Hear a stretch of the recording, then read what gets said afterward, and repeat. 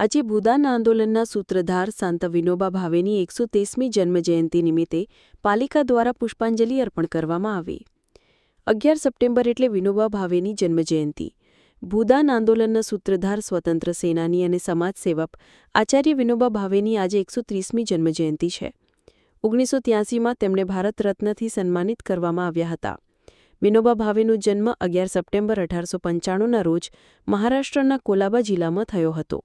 તેમના બાળપણનું નામ વિનાયક નરહરી ભાવે હતું, જે આગળ જઈને વિનોબા ભાવે થઈ ગયું। અહિંસા અને માનવાધિકારની હિમાયત કરનાર વિનોબાને આચાર્યની પદવી પણ મળી હતી। ભારતીય સ્વાતંત્ર્ય સંગ્રામમાં તેઓ મહાત્મા ગાંધીની સાથે હતા। વિનોબાને તેમના ભૂદાન આંદોલન માટે જાણવામાં આવે છે। વિનોબાએ આ આંદોલન 18 એપ્રિલ 1951ના રોજ તેલંગાણાના નલગોંડા જિલ્લામાંથી શરૂ કર્યું હતું। તેઓ જમીનના માલિકો પાસેથી દાન તરીકે જમીન લેતા હતા અને તે ગરીબ લોકોને ખેતી માટે આપતા હતા। વિનોબા આધ્યાત્મિક વિચાર ધરાવતા વ્યક્તિ હતા। તેમણે અંતિમ દિવસો મહારાષ્ટ્રના વર્ધા જિલ્લાના પૌનારના એક આશ્રમમાં વિતાવ્યા હતા। 15 નવેમ્બર 1982ના રોજ તેમનું નિધન થયું હતું। તેમને મરણોત્તર ભારત રત્નથી નવાજવામાં આવ્યા હતા। વિનોબા 1958માં આંતરરાષ્ટ્રીય મેગ્સેસે એવોર્ડ મેળવનાર પ્રથમ વ્યક્તિ હતા। ત્યારે આજે સંત વિનોબા ભાવેની 130મી જન્મજયંતિ નિમિત્તે પાલિકા દ્વારા પુષ્પાંજલિ અર્પણ કરવામાં આવી।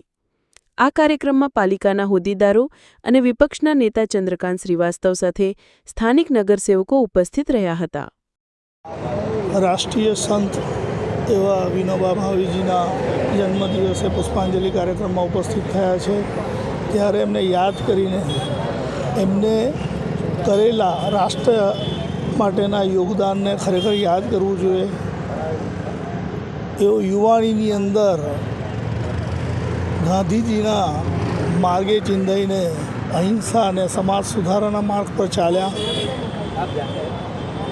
એમનું એક સૂત્ર હતું કે જ્યાં સુધી અંતિમ મનુષ્ય દુઃખી હોય ત્યાં સુધી કોઈ પણ વ્યક્તિ સુખી ના હોઈ શકે, સુખી ના થઈ શકે। એમના જે કાર્યો હતા એ અંતિમ મનુષ્યને સેવા માટે કામ કરવાની વિચારધારા સાથે એમને જીવન સમર્પિત કર્યું। પાછલી જિંદગીમાં એ મૌન ધારણ કર્યું। એ માનતા હતા કે કાર્ય કરીને, બોલીને નહીં, કરીને લોકોના અંતિમ માણસના સુખાકારી માટે જીવન જીવવું જોઈએ। એમનું એક ભૂદાન માટેનું જે આંદોલન છે એ સમગ્ર રાષ્ટ્ર માટે, ખરેખર છેવાડાના માનવી માટે, જે જમીનદારો હતા એ જમીનદારોને પોતાની જમીનનો ટુકડો, જેની પાસે જમીન નથી એ લોકોને જમીન અપાવીને એક રોજગાર ઊભો કરવાનું સૌથી મોટું માધ્યમ બન્યું હતું। આવો આપણે આજે વિનોબા ભાવેજીના જન્મદિવસે આપણે એમના જીવનકાળની એમની જે રાષ્ટ્ર માટેનું યોગદાન છે એમાંથી પ્રેરણા લઈ અંતિમ મનુષ્ય સુધી આપણી વિચારધારા, નવા વિકાસની જે ગતિ છે એની તમામ સુખાકારી છેવાડાના માનવી સુધી પહોંચે એવા પ્રયત્ન કરીએ। ધન્યવાદ। વિનોબા ભાવેની આજે વડોદરા મહાનગરપાલિકા તરફથી જન્મજયંતિ નિમિત્તે પુષ્પાંજલિ અર્પણ કરેલી છે। આ કાર્યક્રમની અંદર વડોદરા શહેર ભારતીય જનતા પાર્ટીના નેતા મનોજભાઈ પણ સાથે છે। વિનોબા ભાવેજીની કદાચ આપણે જીવનગાથા વાંચીએ ત્યારે એવું થાય છે કે ખરેખર અમે બધા આવો ભાગ્ય છીએ કે એમને પુષ્પાંજલિ કરવાનો, અર્પણ કરવાનો અમને એક મોકો મળ્યો છે। જીવનની અંદર માતાનું ખૂબ મોટું યોગદાન, પિતા તરીકે જોવે તો એ પણ એક દિગ્દ્રષ્ટિવાળા અને વિજ્ઞાનને અને ટેકનોલોજીને માનવાવાળા।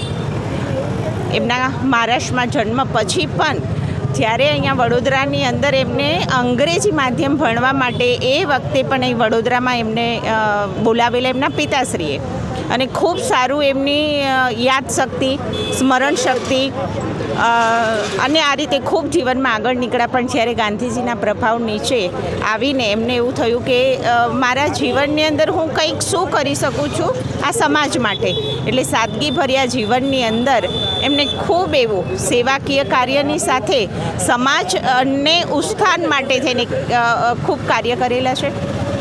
એમના જીવનની અંદર આગળ ને આગળ જતાં, લોકોના ને મળતા જતાં એમને જે ભૂદાન માટે થઈને એક પ્રેરણા મળેલી હતી ને આ રીતે દરેકને કંઈ ને કંઈ સારા કાર્ય માટે ભૂદાન માટે પણ પ્રેરિત કરીને એમ કરેલું છે. યોગદાન એમનું ખૂબ અસંખ્ય એવું રહ્યું છે. આવો સૌ સાથે મળીને જે પણ આવા મહાનુભાવો છે અને જેને આપણા દેશ માટે પ્રગતિ માટે ખૂબ સારા કામ કર્યા છે એમને આપણે નતમસ્તક યાદ કરીને સ્મરણ કરીને એમને શ્રદ્ધાંજલિ અર્પી. ધન્યવાદ. સંત વિનોબા ભાવે એમને એટલા માટે કહેવામાં આવે છે કે એમને જે યોગદાન આપ્યું છે એ જીવનમાં કોઈ વ્યક્તિએ આપ્યું નથી આજ સુધી. આટલા બધા મોટા નેતાઓ થયા પણ એમનો જે યોગદાન છે એ સૌથી મોટું યોગદાન છે.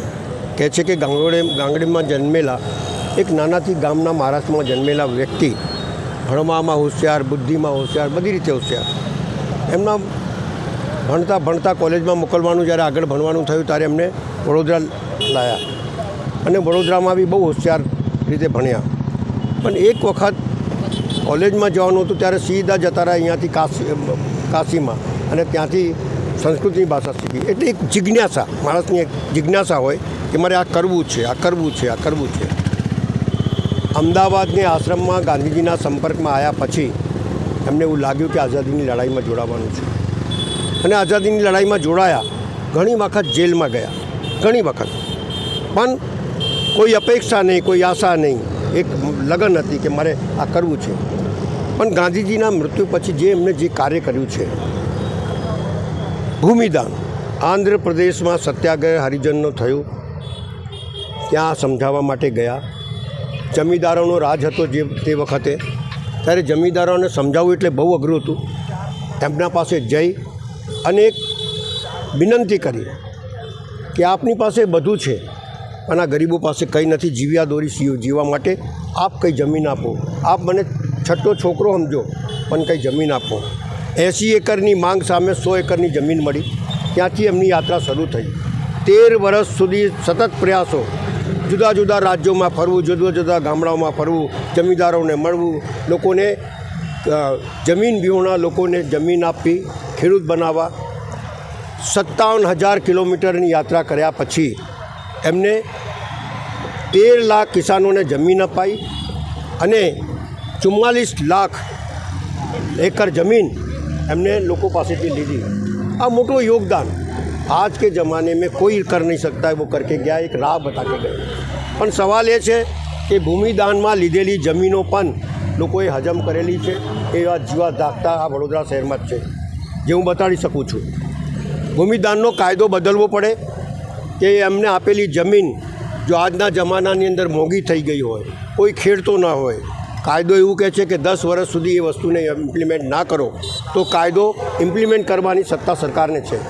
સરકારે સત્તાનો ઉપયોગ કરી આ આશ્રમ ચાલતા હોય એને લોકોની જોડે સંપર્ક કરી, એમની જોડે બેઠક કરી અને એક નવું નજરાનું આ શહેરમાં અને આ દેશમાં પ્રસ્તુત કરે એવી મારી આશા અને અપેક્ષા છે.